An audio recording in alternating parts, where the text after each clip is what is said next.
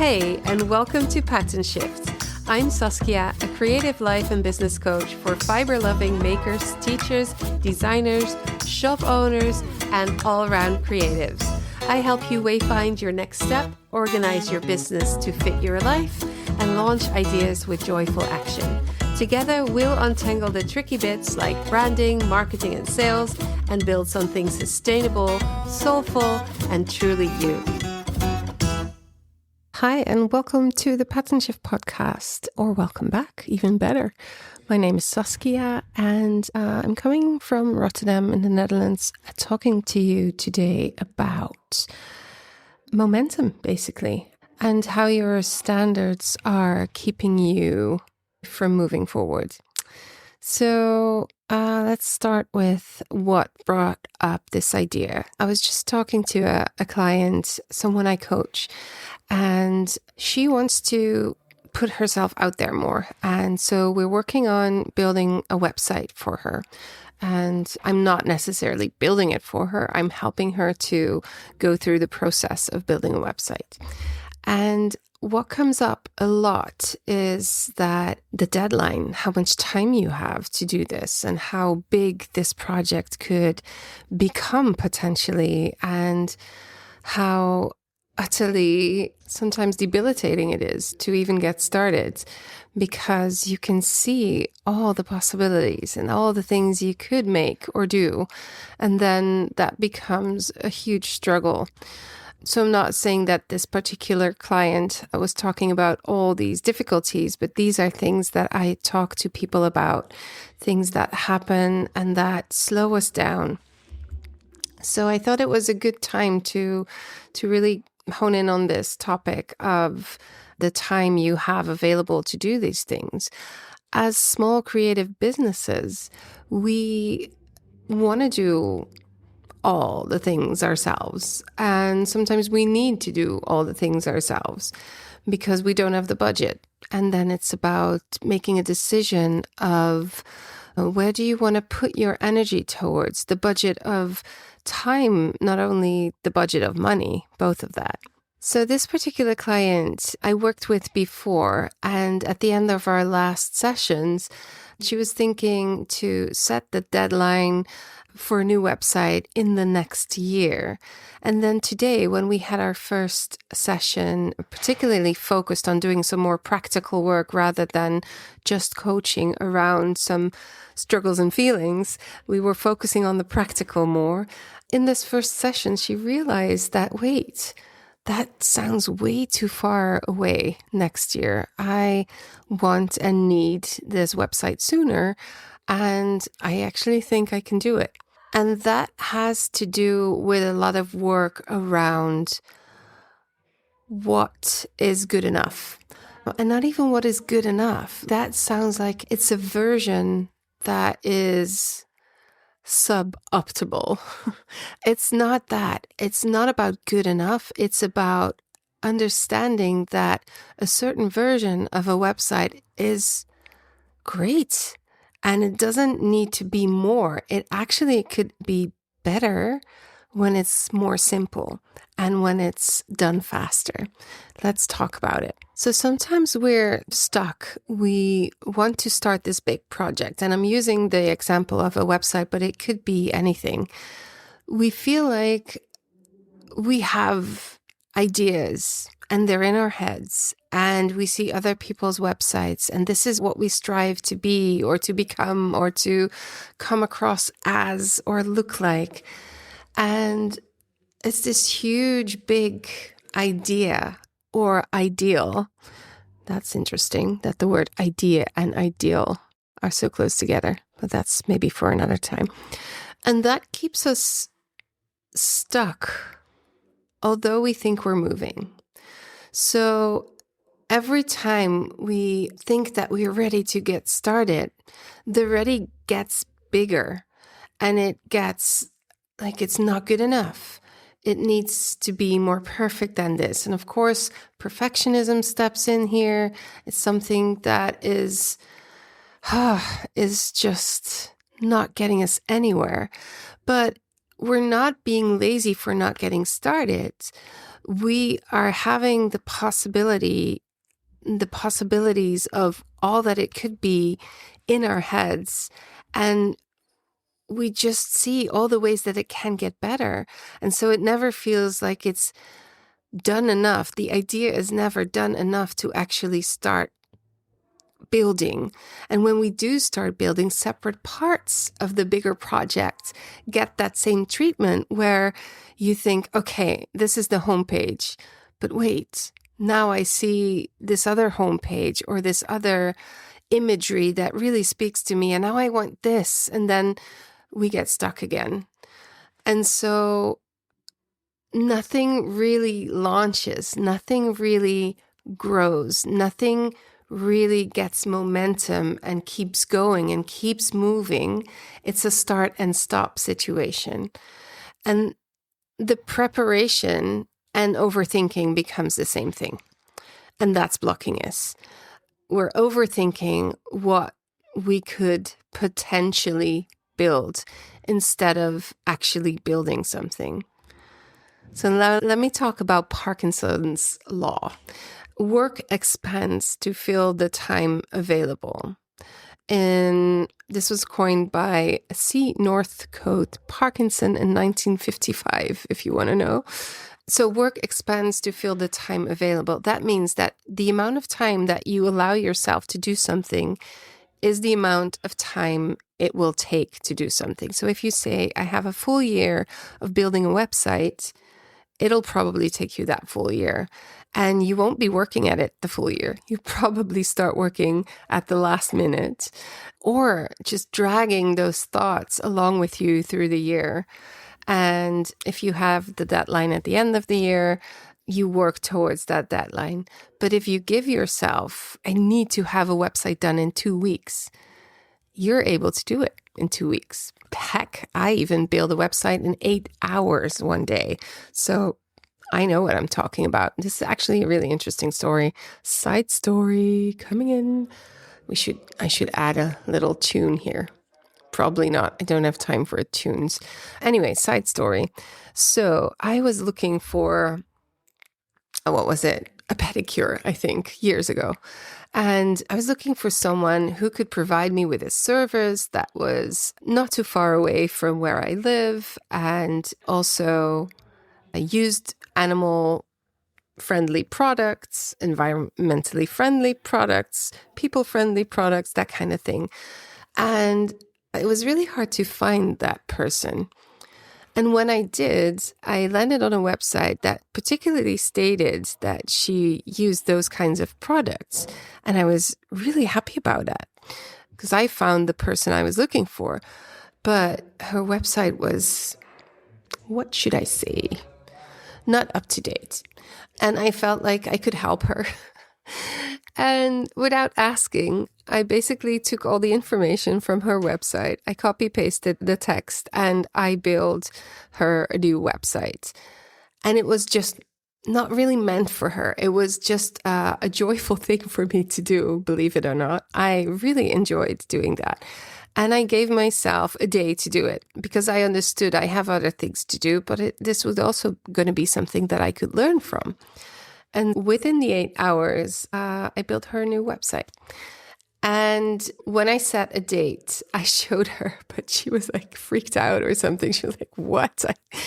She didn't really say anything. I tried to explain her that this is something I like to do. It's like making a sketch or something. It's drawing someone in public who didn't give their permission. I know how that sounds, but so she never did anything with it. I offered her the design for nothing, for free. The only thing she had to do was like switch platforms because she was using another platform. And that she did give me some feedback and saying that she didn't want to pay more than she was paying now. And that was definitely the reason why the website looked as it looked, because you do have to spend something, like some type of budget, whether that be money or loads of time to get something that you can stand behind. Is that literally Dutch? Something that that's good enough for you. I don't want to use the word good enough. That's the thing. Anyway, let's move on. The point is that if you want to, you can make a website that is good in 8 hours, because the question is, what do you want to communicate? Who do you want to communicate it to? And if you're not fully starting a new business, then you already know who you are and what you do, who you want to speak to. And that is part of the work, of course. So I would have to say this is doable if you already have a business. If you are starting a business, then there's work to do around what's your product or your service and who you are talking to and all the things with branding and stuff. I do have to give you that information as well. Still, if you give yourself 6 months to build a website, it takes 6 months, and it would be as much done as you would give yourself a weekend or similar. I hope you get my point. So she basically chose, my client is not getting a deadline from anyone. She's giving herself a deadline. She gave herself a deadline for a year at first. And while we were talking, she realized that she didn't need a year. And so she chose a new deadline. And that's what you can do. You can choose the deadline and work towards that. So to take action, you need clarity. You cannot think your way to be ready to start. The first version is a foundation, is your baseline. Your first version of your website or your big project is just the first version. And perhaps here we do get to talk about good enough. Just clarifying that good enough is not bad. It is literally good enough. And then you can hang the decorations later. So you have this space that has everything you need in it. There's heating, there's a place to sleep, there's a fridge, but there isn't any wallpaper yet. Fine. The wallpaper can come later. The basics are there. And perhaps wallpaper is not the greatest example because I feel you thinking, but I need wallpaper. I need pictures. I need a vibe. So maybe there's some wallpaper. So if you have a website that exists and that can lead people towards you, show them who you are, what you do, and give them information to get connected to you, that is already literally worth money, because if people can find you and you can get their business, that's more than if you don't have the website. So that is as simple as it gets. If it's not live, it's not helping you. The first version is not a compromise. It's the only way that the next version ever will happen. And if you leave the first version and not share it with the world until you get to the second version, that could take ages, and it's so much lost opportunity there. So the real work is in deciding what are the basics, what is the baseline for the things that are needed, and write down what that is. What do people need to know about you to be able to work with you? That's it. That's it. Let's say you're an artist and you have work you want to sell. The basic version of that is showing who you are. Never forget that. I think that's probably one of the most important things. Showing who you are, what you have to offer, and how they can contact you. And the simplest way to do that is a picture of yourself, a picture of your work, and your email. That's the simplest way. And that is already almost like a done website in a way. Remember that a picture tells 1,000 words. So if you struggle finding the words to explain the things that you do, which is, I understand it's not easy to do. Sometimes it's just showing the work. And then you can expand on that. That can become a portfolio. You can even work backwards, show the last thing you did, and then every day add something to the portfolio. If you feel like that is such an overwhelming thing, and the same goes for a web shop. If you have a brick and mortar shop and you want to start a web shop, why not start brand by brand or subject by subject? So if you sell yarns and tools, start with the yarns, do the tools next. But decide what's the baseline. Perhaps what is your most sold item in your shop? Make sure that the first baseline of your website has that product on it. The thing is that you need to start taking small steps, the smallest steps that you can think about. If you don't take action, nothing is going to happen. If it all stays in your head, then it all stays in your head.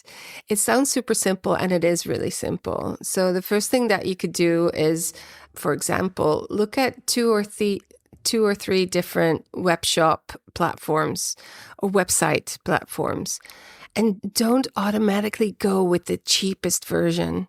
The amount of people I talk to that struggle with their website is because it's unworkable. It's not people friendly.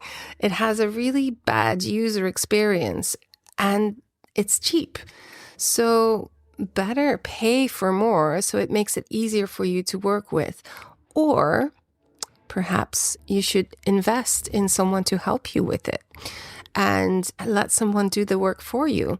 Sometimes you have to really realize that the hours that you spend on something are also paid hours.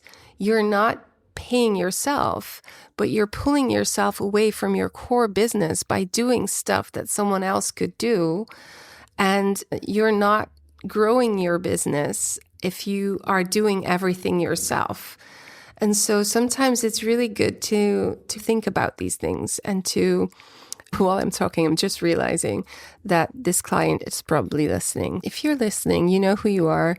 I'm using your case as an example, but I'm also adding things to it, of course, because from my experience. And now I lost my train of thought. So yeah, these small steps are important, and I'm talking tiny steps. Momentum literally means once something gets moving, it can accelerate and it can keep moving. It's not a start-stop situation if you do a little small step every day. And I would say do it every day for some period of time and make the action steps really small. And what I mean by really small, tiny, is, for example, opening a website to research the price of something. Perhaps it's looking up the best picture that you have of yourself. Perhaps it's taking a page in your journal and writing about whether or not you're going to have your picture taken by a photographer. Depending on what you do, that might be important. Sometimes just a selfie is good enough. Sometimes you want to have a photo shoot with a professional photographer. Thinking about these things is important, yes, but it doesn't need to take ages and ages. You can also just start with the selfie and open up the website, get the website out there, and then later on do a photo shoot if you feel like that's important. That's the thing with business. If it doesn't exist, it's not going to help your business. So not existing versus a good enough version versus the perfect version in a business situation, go with good enough. You need to get going. In your journal, you could think of small steps that you need to take to get where you need to be. And then if you have the small steps, try to make them even smaller. Because for me, sometimes I just don't have the energy, or I have a certain type of brain space for something. And this was so clever. This client told me that, without saying too much, of course, about them, but you have different states of mind, right? Sometimes you are in your creative state, and sometimes you kind of want to do something practical. So if you have the option of choosing between doing something creative or practical, and they're both small, then you can just feel into what feels right for you in that day, and just to keep that thing going, keep it growing. All right. I want to end with this thing that could be really helpful without selling you something. I'm not going to earn anything from this. But as an example, I've had a Shopify website for forever. Yeah, for a long time. And I really love working with it. I know that I can do more that I'm doing, but I don't need to be doing more that I'm doing with it. So I don't get overwhelmed by all the options. You simply choose a template, you perhaps change some colors, you add in some photos, and it's a really playful way of designing something. It's easy to do, I think. And if it doesn't feel easy, then at some point after trying, perhaps you can get some help. But the great thing that they offer is they have this 3 months for €3. So it's €1 a month or $1, like something along those lines. And you have 3 months to build this website for almost no money, like really almost no money. And this trial period could be your deadline. If you need to have someone give you a deadline, there it is. Some people work better that way. They can get things done where they have to do it in a certain time. And that's what we're talking about. So if you don't know how much time to give yourself, like 8 hours in a day or a year, maybe those 3 months is perfect. It's something that is really tangible, and it actually something ends after 3 months. So you build what you can actually finish in that time, and you then launch it before that period turns out. Again, it's not sponsored. I just use it myself, and I don't have any affiliate links or anything. I probably should work on that. But yeah, that's how I use this podcast. My podcast is I make advertisements for my coaching. I don't work with other people or other products to earn money. This is what I do. So if you want to work with me around these kinds of things, around setting up your new website or building a brand, I do this. I can do this in different ways. We can do coaching that goes more into what's stuck. We can do the practical steps where I just go with you through the whole process and make sure that it gets done. I'm there to hold your hand. I can hold you accountable. I can give you all my insights and my experience and everything in between. Let me know if you need some help around this. You find all the information on patentshift.fm. And I hope you really take to heart what I said. Small steps, small steps. Do something every day. Give yourself a deadline that is not too wide so that you cannot start to overthink things. The first version is not the last version. The first version is there for people to find you so that you can start to make a living, actually. And that's the point, isn't it? It's not the point. Your website is not your Magnum Opus. It's not your life's work. It's just a way for people to get in touch with you, and you can build it as you grow. Yeah, that's it for today. I'm off to the hairdresser because I need some more color on my hair. I guess that's my version 2.0, growing as we go. See you next time on YouTube, and you can hear me on the podcast platforms anywhere. Share this podcast with someone you know that you think could benefit from some insights. And also, if they need a coach, and if you need a coach as well, let me know. Bye.